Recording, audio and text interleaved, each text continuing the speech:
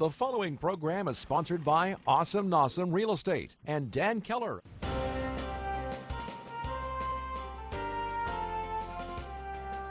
This is Seattle Real Estate Radio with your hosts, Christian Nossum and Dan Keller, mortgage expert with New American Funding. For the next hour, you'll learn impactful insider information as Christian and Dan teach about the ins and outs of Seattle's real estate market. Now, here's Christian and Dan.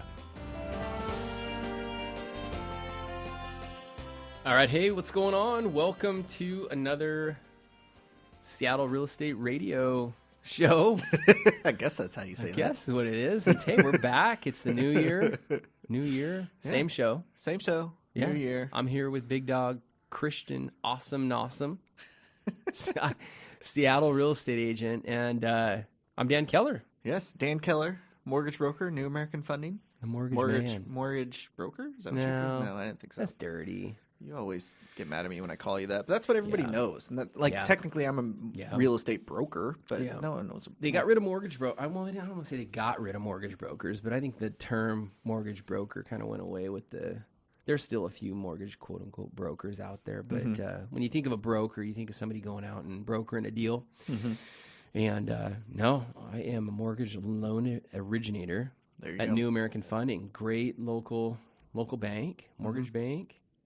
And co-host of Seattle Real Estate Radio. There you go. That's there it. you go. Yeah. Well, it's good to be here today, and I thank all the listeners and all the viewers on our video that you can go on our website, seattlerealestateradio.com. You can watch or re-listen to either the podcast or watch the video of every episode we've done since day one.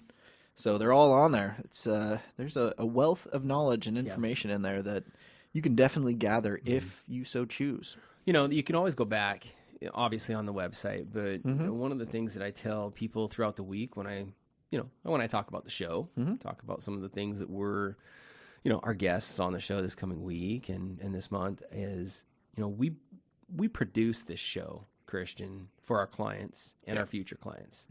Shannon produces the show. Shannon does. We just talk. But no, I'm just joking. You know what I'm saying. No, we bring I know. people on here. The reason that we do it. We handpick people that, as a business owner. Okay, when I do your mortgage, when I fund your mortgage, the relationship's not over.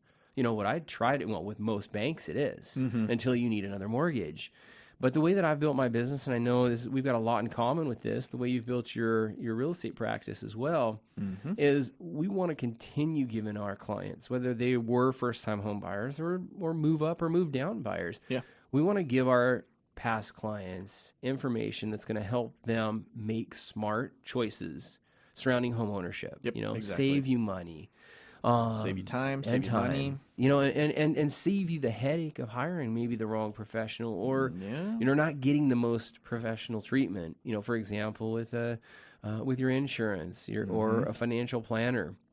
We being in the trenches every single day, we meet top professionals. We know and we use top professionals. So.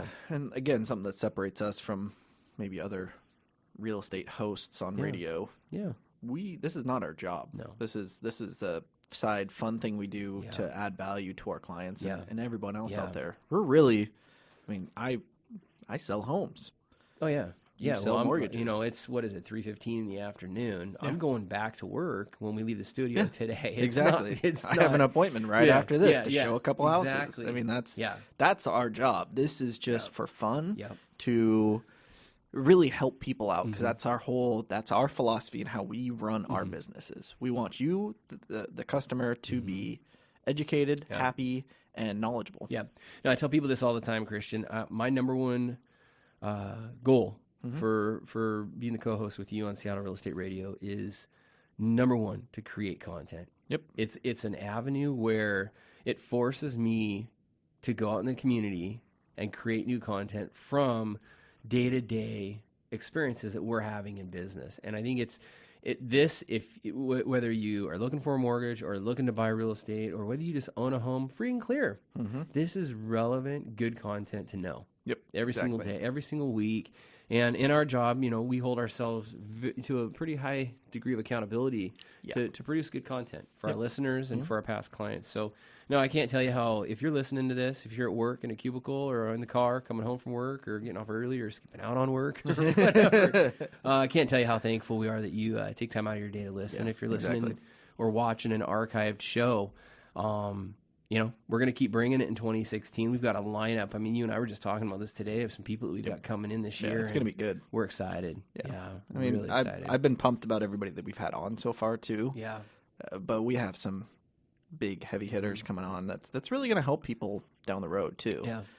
It's going to be a good year. Well, and I want to encourage you, if you're listening and any of our guests resonate with you or somebody that you know, please leverage them. Reach out to them. Yeah, reach out to them and let them know, hey, we heard you on Seattle Real Estate Radio, or, Christian and Dan spoke very highly of you. But, that's the whole purpose of bringing these people on. Exactly. We want to support them. Either we use them or we endorse them, period. They're professionals. Give them a shot. Give them a call and then pick their brains, man, because they're at the top of their game. Yeah. So. Yeah. No. So I want to go over just a quick real estate market minute. Let's talk about it. So the market, we're into the second week of January. Man, it has not slowed down. Okay. It's picked right back up where it's activity level. Yeah. There's tons of buyers. Yeah. So unfortunately, there wasn't any homes for them to go look at. So activity-wise, looking at stuff-wise, that's what I kind of refer to as activity. Me showing homes, there wasn't anything to show because nothing new was coming on the market over the holidays. Now that it's the new year, people are putting their homes back on the market. It is getting crazy again. Good. I mean, you've seen how many offers that I've gotten accepted already this year and passed off to you to do the loan. Yeah. And it's fun. Yeah. I mean, it's good that there's actually homes for me to show people. Yeah, it's picking up. What I want to keep a pulse on is that inventory. Yeah. The key word is the inventory. Yep. We want to see that continuing to raise. Well, like last week, our show, I pointed out that we've had the fewest number of homes for sale, or we had the fewest number of homes for sale since 1999. Wow. I mean, that's 16 years ago, 17 years ago now. That's a long time. Well, and we're back to meltdown value, correct? In most areas. Yeah, so, if not above. Yeah, so people have, unless you mismanaged your equity and took out a bunch of money, second mortgages against your equity, people have equity. It's you're back to the pre-crash. So hopefully we'll see a lot more homes hit the market. It is. I think it's funny how we've got pre-approved buyers ready to buy. Yeah.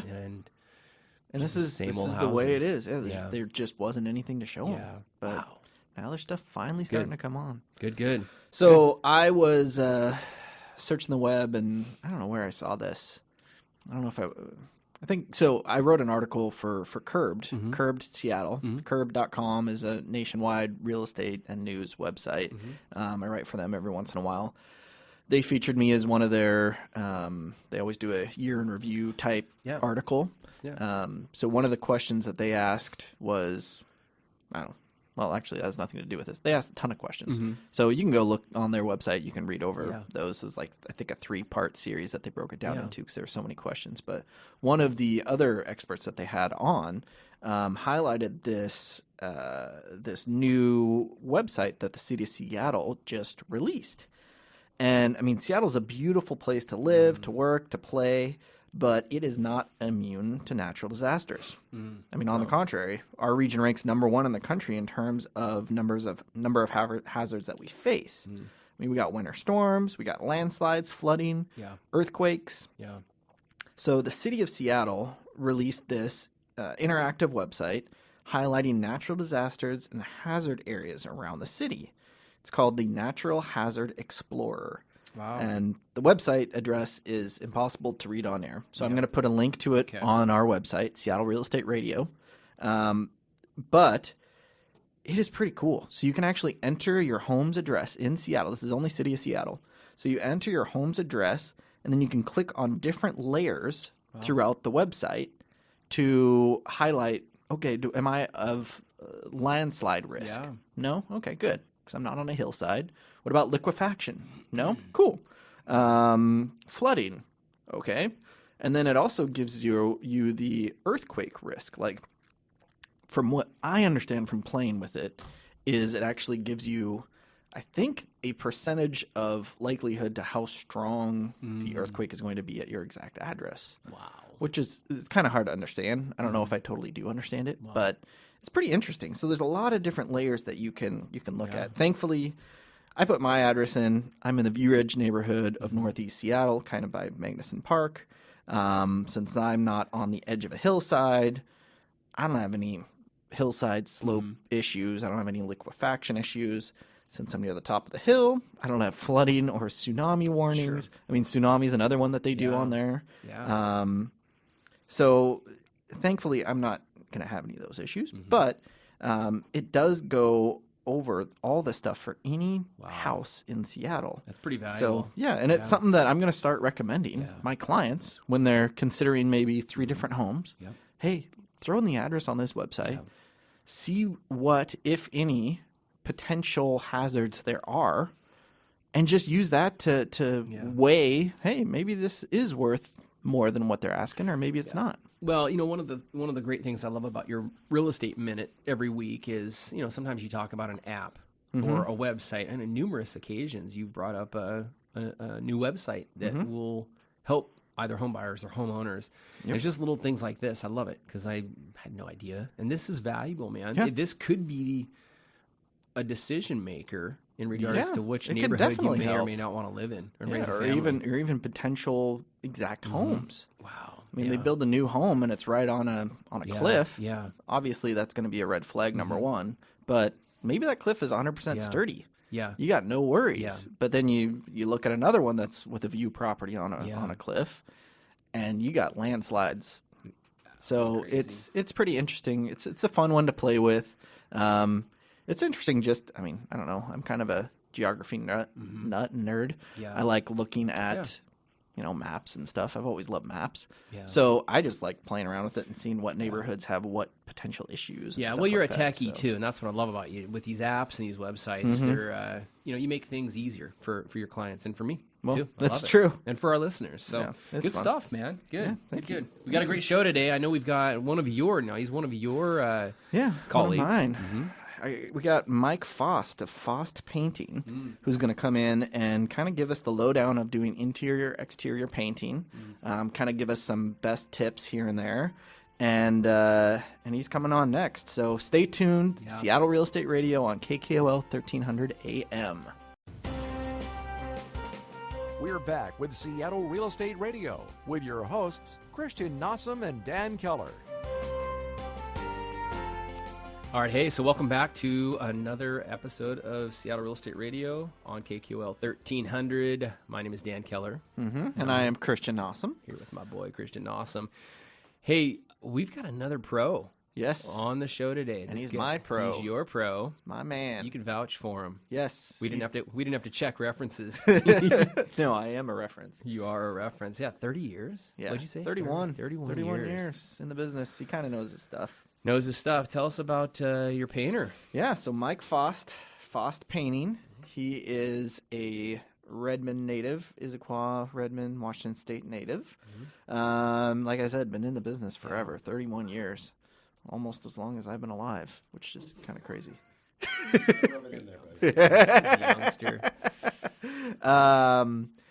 But he does his stuff. I mean, Yeah. he's great. I've referred him to numerous of our mutual clients. I don't know if you know that or not, but a lot of them, he's done their homes after closing. He's painted my whole house on the interior, at least, not the exterior yet, but didn't need it. Yeah. So he's good. So Mike, welcome. Thank you very much for coming on. I appreciate your time. All right, thank you. So why don't you get a little closer to the mic there, and then we can. So one question I wanted to ask, and this is a question I get a lot of time, is when is kind of the best time of year to paint the exterior of your home? Well, here in the Northwest, you have a very short window of time to paint exteriors. So we start painting about April when the temperature achieves 50 degrees and doesn't go too much below 40. Most of the modern paints are good down to 32 degrees. Oh, wow. But that doesn't mean you really want to apply them then. That means they don't fail. Just because it doesn't mean you should. So you want it to be 50 degrees and and really in the afternoon it's ideal. You want 60, 65 degrees. So Wow. that doesn't really happen here in the Northwest till Yeah. April, Yeah. sometimes as late as May. So you can paint. Our window of painting is usually April to. I hate to paint past Halloween, so it starts getting. The temperatures sometimes drop down into the teens, and I don't like that. The paint doesn't cure, and on the gutters it tends to It's just going to drip. fall off. And Yeah. so our window of time really is very short. It's April through October. That's ideal. And any time in that window is fine because your temperatures are going to be between 50 and 70 degrees. Mm-hmm. That's And good to know. heat too. If it's too hot, you got to be cautious of that as well. That's right? exactly right because the latex paint dries very fast, and it can skin over and not allow it to properly cure out. So if it's really hot, you're putting that latex paint on there, and especially if it's in the hot sun, it'll skin up and it won't allow that paint to cure properly. So you got to be careful. It's so if it's really hot, you want to get the crew out there early in the day to start painting. Mm-hmm. For both their sake and the paint's sake. Yeah, exactly. But having said that, we're in Washington, so sometimes if it's sunny, we're painting. Yeah, exactly, exactly. So as a homeowner, is there anything? So I always try and hook you and your crew up with water and anything else you guys might need. What is just something that you really appreciate as someone that's out there doing work on a house? What's something that I can Everybody do loves to a pat on the head. To say you're doing a good job means a lot to the crew and the painters. Often, we kind of come self-contained. Yeah. So I pull up with a big truck. It's got a bathroom in it. It's got water. We got a refrigerator, a microwave. But for the homeowner to offer water is always nice. But the biggest thing is just a smile and recognize a job well done. Yeah. That's huge to a paint crew. Yeah. Well, hopefully I did that enough for you guys. Oh yeah, you did great. Sure, you say that now. It's been 6 You're months. easy to work for. So, one other thing is that I always get people, especially this time of year, or in January, middle of January almost, people always ask me when the winter comes, hey, you got any gutter guys or roof guys? Because this is when people start to think about that stuff now that the leaves have all fallen and filled up their gutters. Yeah. Is that something that you guys do as well? Yeah, I like businesses that dovetail, the services that dovetail well and make sense. And we have all the ladders and the expertise to be on roofs and around buildings. And in the winter, when in November comes along and we're starting to get slow, we just roll right over into gutter cleaning and little roof cleaning. We hang Christmas tree lights, things like that. Things that are nice. You can do with ladders. We do some window washing. So it kind of gets us through the winter. And then, of course, we do interior painting. But if it's slow, I have some regular clients I've had for 30 years, as long as I've been in business, and I'm still doing. I've watched their kids grow up. Wow. And still doing their windows and their gutter cleaning. It's a nice dovetail for a painting company, and a lot of painting companies do that. Yeah. That's something that I wasn't quite aware of, that so many people did that. Yeah. Well, that's good to know. So I actually, thanks to you, you had a nice list of questions that you provided me that people often ask you, and one of them is one of the most important questions, and that is, is your painter licensed and bonded? That is so important because, for number one, if he's licensed and bonded, he's probably paying his taxes, and he's contributing to the society and to the system that we have here that supports our roads and our schools and firemen and all the other things that go along with society. So if he's not licensed in insurance, chances are he's not doing that, and that breaks down the system in general. But secondly, it's a level of commitment and credibility that a man has taken the time to go and get licensed. Nowadays, you kind of need a website. So to me, the most important thing a homeowner can ask a painter is, are you licensed, insured, bonded? Because that protects them. I can tell you some horror stories, which we won't go into because we don't have time, but people who've hired a friend or a relative, and all of a sudden that person gets hurt on their job. Well, think and about they're it. liable. They're 20 feet up on the ladder. Yep. Or even just lifting something. We had an issue one time where a friend of mine hired one of his employees from another business to work on his home. So it wasn't at the business. He was at his home now. And he actually ended up getting sued because the kid hurt his back or something. So it's important to be licensed and insured, and it's also important to make sure that your workers are citizens. They're paying their taxes because they're vested. I often try to hire young men from the neighborhood. Mm-hmm. I mean, I oftentimes know their parents. I love to hire sons of my clients. I know where they live. Yeah. They're vested. Their parents are going to be mad if they don't do a good job. Exactly. And they oftentimes stay with me for years on end too. So. That's Well, I've important. met numerous people on your crew, and I can tell you that they're genuinely good people, and they work their butts off. So you're doing something You're not gonna right. get it done without working hard. It's true, but you're doing something right as a boss to keep them motivated and want to do a good job. Thank you. And that's saying something. Well, I mean, I'm sitting over here chuckling, but they're citizens and they're tax-paying citizens. I mean, it's huge to find, so many other people will take the shortcuts. That's a hot topic nowadays, of course. Under the table, and it's people like us that do things right, that pay a crud ton of taxes, that actually respect that. So, we talk about this a lot, man. It's not necessarily always about quote unquote getting a deal. Yep. Everybody wants a deal. We get that. Yeah. But there's more to a deal than just the price. Well, there's more to getting your house painted and done right than just a deal. And I'm sure you'll talk about that a little bit more. So but, yeah. I remember when you were doing our house this last summer, you had showed me some photos of a house across the street that was getting painted at the same time. Right. And not just the quality of work, but the color choice that they made. And the roses. The roses exactly. had plastic on them for 3 days. Yeah, in the summer, in Now the they middle got of some summer. new roses. Exactly. Wow. Yeah, those roses are no longer with us. Do they got baked, huh? Yeah, they got baked. Wow. But yeah, that's the thing. I mean, when you hire a professional, it's more than just getting the best price. Yep. It's everything that goes along with it, and it's peace of mind as well. I mean, that's a big part. Yeah. I like what one of my dear friends said one time. He was a contract guy for Microsoft, and he says, the cheapest job is not always the most inexpensive. And that's a great saying because, basically nobody wants to get gouged. Well, yeah, and I of think course most not. people want to pay a fair price, and they know when it's not right. So it's easy nowadays to get some competitive bids by going up to the internet, typing in how much should it cost me to paint my 3,000 square foot house in Redmond, and you can get some parameters. If the guy's not too far out of that either way, you're in good shape. Yeah. Well, we had a guest on that gave a link, which is on our website, to a website where you could, if you, he was a general contractor, but if you needed some work Travis done. Spikes, Woodcrafters. Yep. Yeah, one of your guys too. He's the one that did built the rail that Mike and his crew painted for me. Wow. Yeah, that's great. Get there, make sure you're in the right ballpark, and then interview the specialist and go from there. I'm a firm believer in that. I think on my website I even have that quote where you think hiring me is expensive, try hiring an amateur. Especially with your loan, or especially with painting your house inside or outside. So I agree with you, man. I'm right there on that. That's what I love about the guests we bring on. They're pros. They're not necessarily going to be the cheapest, but you know what? They're going to do a great job. But they're also not going to be the most expensive. No.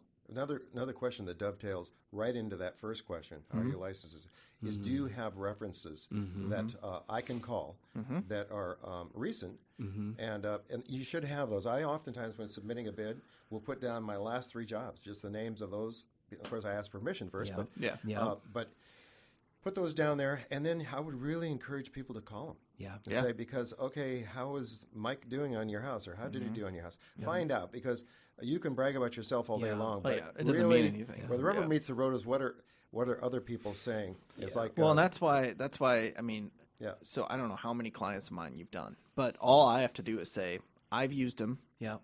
He's my guy. Yeah. He's going to do a good job for you. Yeah. And you know that you're never going to, well, not that you would anyway, but you're never going to screw over a client of mine anyways. But especially since I give you a lot of business, you want to keep me happy. I want to keep you happy. I want my clients to be treated well. Yeah. And it's that symbiotic relationship that works so well. Well, much like when you recommend, home buyers, when you meet a home buyer. Exactly. It's the you same recommend exact them over thing. to me. They don't go out and browmeat me and rate shop me to death. They know they're getting a good deal, but they know professionally we're going to take great care of them. I got to ask you, Mike, are you on Yelp? I have apparently 2 unsolicited comments on Yelp that are very good, because the Yelp people keep calling me and ask me to sign up. I had one client just write a beautiful report on us, and I haven't done it yet. I haven't signed up for Yelp yet, but I have a couple of people that I see on said some nice Thumbtack and some of the other Thumbtack websites. is a referral company, much like Angie's List that I'm on, and we're In fact, we were selected this year as some of the. I don't know how many people they got this award, but we got an award for top contractor in 2015. Now there may be several others, but I do have that badge on my website now. Cool, nice. Speaking of which, that's an important thing to find out too. Are you licensed, bond insured? Do you have references? Yeah. Do you have a website where I can check out some of your work? Exactly. That's really important Tends too. to help. Yeah. Well, and a lot of people do pull up everyone's website or at least. Yeah. I mean, they're going to do a Says Google something, search of some sort. There's a lot of effort that goes into that. Yeah. Good. So we got some great questions coming up here after the break for Mike. So stay tuned. Seattle Real Estate Radio, 1300 AM. All right. Hey, welcome back to Seattle Real Estate Radio. This is your co-host, Dan Keller. I'm here with Christian Awesome Nossum. I just love saying it. I want to say it every day.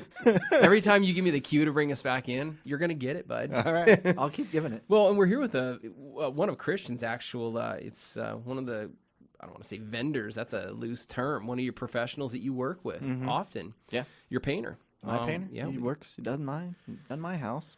Yeah. A ton of our clients. Tons. He's good. Well, and we got to talk with Mike a bit. I get to throw a couple of curveballs over. Well, you had a script. Put him on the hot. You hot had his seat. script last time, his iPad. A little bit. Yeah. A little bit. Well, here's the thing. Both you and I went through. I went through I say we built our house. We basically took a 1929 farmhouse, destroyed it, and rebuilt it from the ground up. Yeah, there's not much that's the same. No. Other than a few bones. Yeah, and even that's about those it. we redid. But we did that in 2013. And we had to go through the whole process with contractors and painters. And now that the dust has settled, I got to say, I'm not thrilled with either of the painters. We used one painter for the exterior who came highly recommended locally. And good job. But, as the dust has settled a year or two later, things are, in a couple of areas, it had bubbled.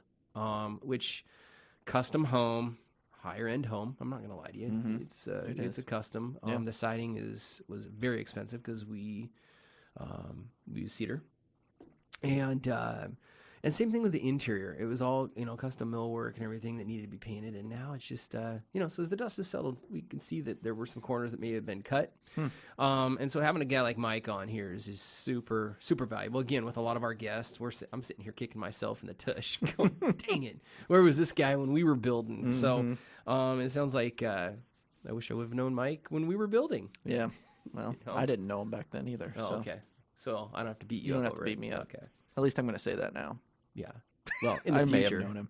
Yeah. I don't think I did, though. Well, again, it's another reason why we have the show. You and Exactly. we've lived and learned, maybe the hard way, maybe the right way. Well, and that's why our clients trust us, because we've been through it. We usually have used the people that we're having on the show, and if not, we've vetted them thoroughly.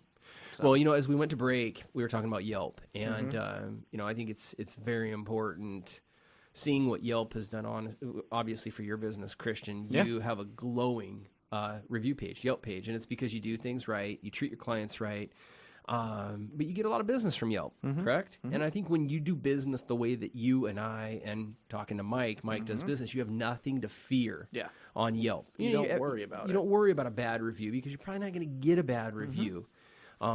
Because of how you conduct yourself. So that's what I was asking. I know Mike says he's got a couple of reviews over there. He hasn't put a ton of emphasis on because with Yelp, you do have to ask your customers to go over there and, hey, but he does, and I Googled him over the break, and there's other websites that are similar Relevant, to Yelp that are other review sites, and he has tons of reviews on those. So, well, and the biggest endorsement ever is he's sitting right here in studio with us, and that's important. We only bring on pros. So. Yep. Well, hey, man, I want to thank you again, Mike, for joining us. I want to ask you a couple of things as it relates to interior. Can you give us kind of a rundown on the different types of interior paint and what surfaces they are good for? Well, surface application or paint application is a where you can really separate pros from amateurs, because every surface requires a different kind of paint. For example, for years and years, Benjamin Moore's satin and pervo was the standard of the industry, and specifically the oil-based satin and pervo. Now, technology has caught up, and the industry is doing away with oil-based paints. They've already done away with lead-based paints. So they've caught up to satin and pervo, and they've tried to mimic it, and just about all the companies have. And now they have acrylic millwork paint, specifically from Sherwin-Williams. It's industrial, pro-industrial, or they're pro-classic. And both of those paints will compete with the highest standard of the industry, which was satin and pervo from Benjamin Moore. So anyway, to answer your question, every surface in the house takes a different kind of paint. And that's where you really need to employ the service of your local painting company. They will tell you a lot. If you're doing it yourself, ask them a lot of questions. Or a really top-flight contractor that already knows what paints to apply. So surface prep is huge. This industry that I'm in, the old quote from Forrest Gump, handsome is as handsome does. Yeah. The effort, the quality of the paint job is a direct result of the effort put into it. Yeah. So surface prep, sanding down or cleaning the walls to make sure there's no hostiles on the wall that can disrupt the quality of the paint being applied is really important. And then the way you apply it is really important. Okay. You want to apply the right amount of paint for optimum coverage, so you don't have any holidays, et cetera, et cetera. It's very involved, but it's a very long question to a long answer to a short question, but it's a big question. Kind of the tricks of the trade, also by hiring a pro. Yeah. So, I think something else that I wanted to ask you as a pro, I'm not putting you on the spot, whether you are or you are not endorsed by a company or not, what particular type of paint do you recommend? Brand? I think if you use the upper end, as the article I was reading previously to coming in here says, there's only about a $20 to $30 difference between a gallon of paint on the cheap end and the high end. If you're painting one room, you might as well spend the extra $20 and get the good paint. Yeah. So I would say that any of the local supply outfits from Sherwin-Williams, Parker, Kelly Moore, Benjamin Moore, if you buy their higher end paints, it's going to be fine. They're higher end. Okay. So don't try to cut corners on paint. Cheap paint. Yeah, cheap paint. What about primer? Well, a lot of these paints now are self-priming, but the only time you would use a primer is if you needed additional adhesion or if you had coverage problems. If you're trying to cover red. Let me give you a little tip. It's free. If you're going to paint something red or paint over red, use a gray primer. Use a gray primer, and it'll cover in 1 or 2 coats. If you don't, you're going to be there a long time, and you'll still be able to see through it. Wow. Yeah. That's good. Good to know. Yeah, that's a very good tip. We get a lot of clients that, they're buying homes, and they just maybe want to change out the color of their kitchen or maybe a bedroom that the previous owners just went nuts and painted just crazy colors. Yeah. Not quite to the point where they want to or can hire you to come in and do everything. So these little tips are great, Yeah.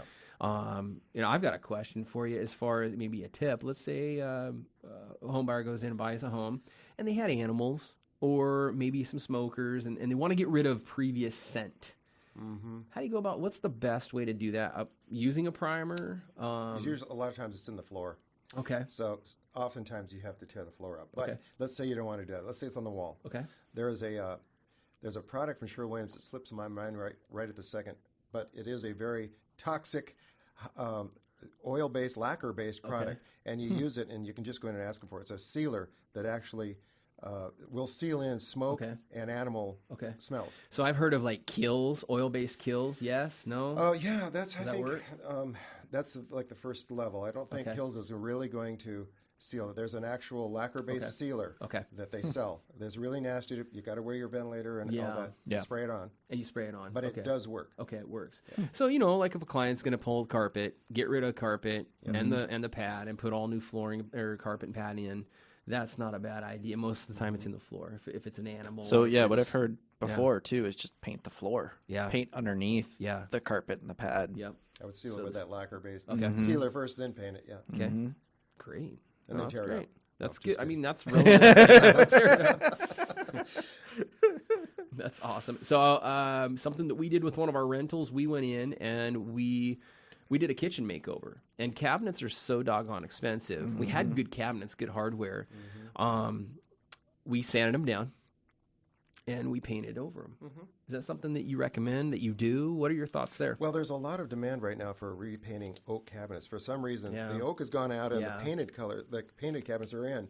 And you got these $10,000 worth of cabinets. So it's, the problem with it is you can usually see if you're painting an oak cabinet, you can usually see the grain.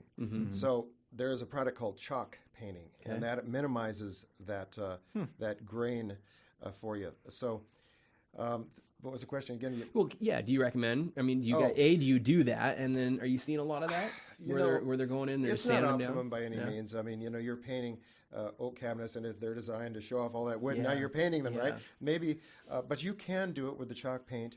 And if you're not too picky about the wood grain, it'll look fine. And another option is to just reface just the cabinet, the cabinet door doors. itself, The door. and have that either painted around the edge or have the oak cabinet with a white face. That's another option. Got it. What is the most common job right now in a home, kind of a makeover, or maybe a remodel? Like a flip? Or What's the most common thing you're hired for right now? Most of our work is and it has been for 30 years, is residential repaint. So, the people living in a nice neighborhood and 7 or 8 years goes by and their house is starting to look dingy and dirty, and they call us in to clean it and paint it. That's where most of our work. On the inside, it's also aesthetic related. They don't like the looks of it anymore. It's dirty, and they want to repaint it. So let's say that we wanted to do a full repaint. Do we need to move our furniture out? Do you go into actual homes and spray do the whole entire thing? Tell us about that process. It varies widely. If they're living in the home, we oftentimes just move it to the center of the room, cover it, put the tarps down around the edges, bag off what's needed, and paint away. So but on the other hand, when you're working with the real estate people, oftentimes it's empty. And that's nice too. But you can work both ways. You can work around it. Okay, and you do that. You typically spray. If you were to do a full interior, you're spraying the ceilings. It really, really varies. From room to room. I mean, we use both cut and roll. We call it double cut, double roll to get full coverage. But sometimes spraying makes the best coverage. Now, having said that, we always spray the doors. Unless you're in a commercial situation where they don't want spray, you can use some conditioners in your paint and you can roll them out and they look pretty decent. But on a residential repaint, it's always painted doors. Okay, quickly, what is the most difficult space to paint in a house? I think the front door is probably the most important because it's the first thing you see. Curb sometimes appeal. you've had other hatchet people in before you, or just somebody has tried to roll it and you got to restore the front door. The front door, and they come in various, they come stained, they come oiled, they come all kinds of different kinds. So the front door offers the biggest challenge to a homeowner, and they should be sprayed most of the time. They should be sprayed. Should be sprayed. All right. Well, Mike, I appreciate you being on. I want to give out your contact info in case anyone wants to contact you. So Mike Faast, Faast Painting. His website is faastpainting.com. That's FAAST painting.com. His number is 206-818-8272. That's 206-818-8272. And if you do give him a call, tell him that we sent you over from Seattle Real Estate Radio. So stay tuned. We will be back with more info after the break. We're back with Seattle Real Estate Radio with your hosts, Christian Nossum and Dan Keller. Hello, and welcome back to Seattle Real Estate Radio here on KKOL Business Radio, 1300 AM. And that was awesome. Mike is good. He knows his stuff. And one thing I realized when I was sitting here listening to you ask him some questions, when I was able to just kind of be an audience member, painting homes is kind of like a science. It's kind of, I mean, you can't just throw paint on the wall and know it's going to stick. You got to know what you're doing. It's Christian. It's so important. And again, that's why we have professionals. I hope our listeners that tune in every single week, or if it's a past client, if you're a past client, or somebody just listening for the first time, I hope that you understand that we bring on professionals like Mike, and we are professionals, so that our message to our clients and listeners is that both of us, you in real estate, me in finance, mortgage, Mike in painting, we're professionals, and we're operating at the highest level that those particular industries tend to offer. And it's very important that you understand that I could paint my house, Christian. Yeah. But the amount of time it's going to take, stress, and the likelihood that something will go wrong, and it won't be satisfying down the road is going to happen. I could paint my house. I'm not going to be happy with it. No. And so therefore, I can't do as good you a hire job. a pro. I'm going to be annoyed doing it. Yeah. I'm going to not do as good a job. I'm probably going to choose the wrong type of paint, paint at the wrong time. It's not going to stick. It's going to bubble. It's going to look like crap. Yeah. That's why I don't do stuff like that anymore. And I'm pretty handy. I could do stuff like that.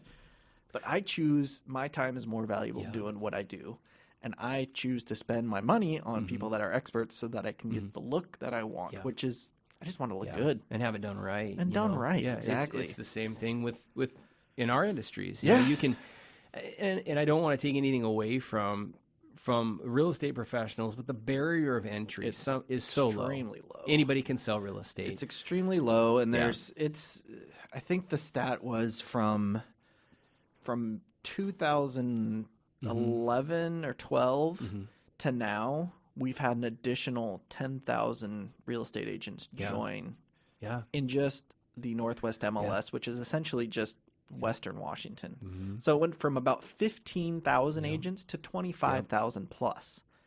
And it's because the market increased. And right now, improving. Yeah. And it's people think it's easy and you can do it part-time and you're going to do a service, which I think you're probably going to do a disservice to someone if you're doing it part-time. Yeah.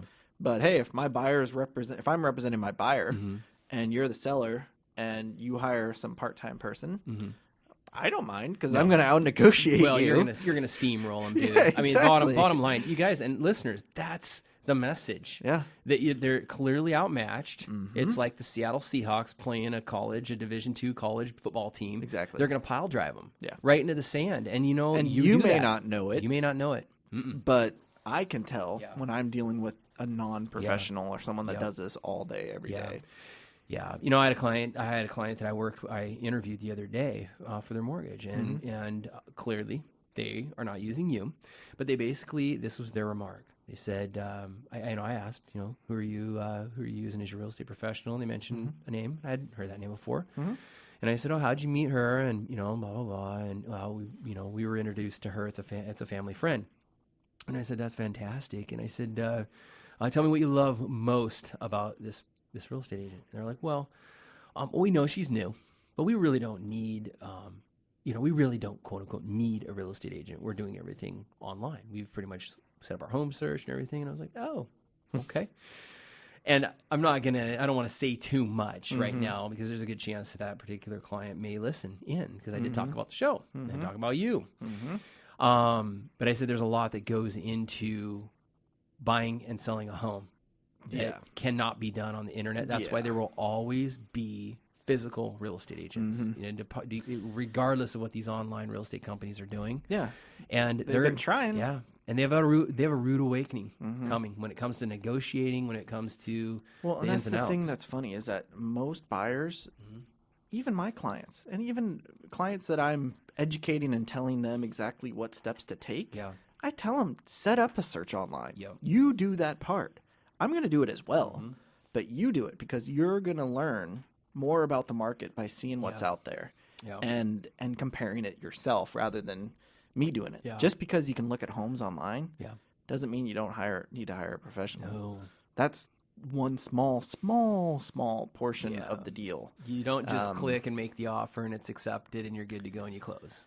No, not at all. No. Every home is different. Every piece of land is different. Every neighborhood's different. The building material can be different. Well, like we saw with Mike, how great would it be? That's why you hire a pro for him to give, hey, no, we don't want to use this type of paint on this particular texture because of this. That's professionalism. Exactly. Same thing with you. I don't advise you necessarily buying this home compared to this one because of this. My professional opinion, do what you want. And that's the thing. That's the way that I promote it. I think that's how you operate as well. Hey, this is my opinion. Choose to use it or not. I don't care. I'm not going to press you one way or the other. I'm going to tell you my opinion. I've been doing this a while. I kind of know my stuff. You know your stuff. But you kind of know Seattle. Just a little bit. Only born and raised here. No, but it's good stuff. So you need to, hire professionals. I mean, just like with Mike, for instance, you use that wrong paint because you're trying to save some money. You bought the cheap paint. You bought the wrong paint for the job. Now you got to redo it all over again, and you're probably going to spend more than had you hired someone, a professional, right away. Or in our case, on the cedar siding, had we maybe done a little bit more research and hiring a pro, all siding isn't the same. And I know this, you know that. Yeah. We probably should have done a little bit more research up front and maybe check some references and made sure that they do have some experience with that particular painting siding. Cedar siding. Exactly. Yeah, and sealing it and the layers and maybe not cutting corners because you'd have to put an extra coat or two on it because it's brand new cedar and cedar's just going to absorb everything. Yeah, it's just going to suck it in. And it's going to crack. The knots are going to, there's things that I'm learning from talking to pros that I've met over the last few years. And I'm like, doggone it. I wish somebody would have had the decency to tell me while we were building our house. A good general contractor would have said, hey, I'm installing cedar siding. When it comes time to paint this, it needs to be sealed. It needs to be sealed with this, blah, blah, blah, blah, blah. And, in general, there isn't necessarily going to know that. No. That's not their expertise. Yeah. So they're not the ones that are going to tell you that. It's a professional painter that's going to tell you that. Yep. Well, we're trying to keep it professional. We're trying to keep bringing in established pros. Hey, I want to wrap up this segment real quick and talk, a little, do the mortgage minute, but something you and I were talking about over the break. You're getting bombarded with this Fed funds rate question. Yes. Let's talk about it every week. Yeah. We've been talking about it for 3-4 weeks now. Yeah. But everyone thinks, and I don't fault them for thinking this because it's kind of a misperception out there. Is that the right word? Yeah. I think so. Yeah. Misunderstanding, misperception. Yeah. That just because the Fed raised the funds rate a quarter point, 0.25%, doesn't mean mortgage rates went up and doesn't mean they're going to go up either. Yeah. That's not necessarily a factor in mortgage rates. So explain that a little more quick. Real quick, again, in a 20-second nutshell, the Fed funds rate's attached to short-term money, Christian. So credit cards, auto loans, recreational vehicle loans. Home equity lines of credit. Home equity lines of credit. So shorter-term money. 30-year fixed-rate mortgages and mortgages in general, there's two trains of thought. One, they're attached to the Treasury, or two, mortgage-backed securities. I follow mortgage-backed securities daily. It gives me a more accurate reading. My opinion, what I'm used to doing. You could talk to another mortgage lender, they could say something. They could say they follow the 10-year Treasury. Nonetheless, it's not attached to the Fed funds rate. Now, the Fed funds rate governs short-term money. So when you see the Federal Reserve increase the funds rate, that means typically that the economy is improving, so they're going to raise the Fed funds rate. So keep an eye on that in 2016. But we've seen the exact opposite. Since the Federal Reserve raised the Fed funds rate last month, rates have actually declined a little. 30-year fixed-rate mortgages have actually improved as a result. So the opposite of what everyone is thinking is actually and happening. It's because negative economic news is coming out. GDP, the gross domestic product report, came in low. It's not healthy right now. Our economy nationally is not that great. So keep your eye on stuff like that for right now. But and then obviously tune in weekly. You're going to be able to kind of have a better idea of what really is happening versus what the media is saying. At the end of every show, the last segment, we always have Dan give his mortgage minute to give you, the listener, a real live snapshot of what's going on. You can always follow us on SeattleRealEstateRadio.com, which I recommend you do. Go in and check out some previous shows. And gosh, again, I just want to thank everybody for listening. It's a pleasure coming to you every single week. And Christian, why don't you wrap us up? Yeah, thank you, everybody. We're on every Monday from 3 to 4 p.m., not a.m. We're not the night shift. And every Monday, 1300 a.m., KKOL, Seattle Real Estate Radio. To contact the show or for more information, visit SeattleRealEstateRadio.com. That's SeattleRealEstateRadio.com. And be sure to tune in again next Monday at 3 for more Seattle Real Estate Radio with your hosts, Christian Nossum and Dan Keller, mortgage expert with New American Funding, right here on Business Radio 1300 KKOL.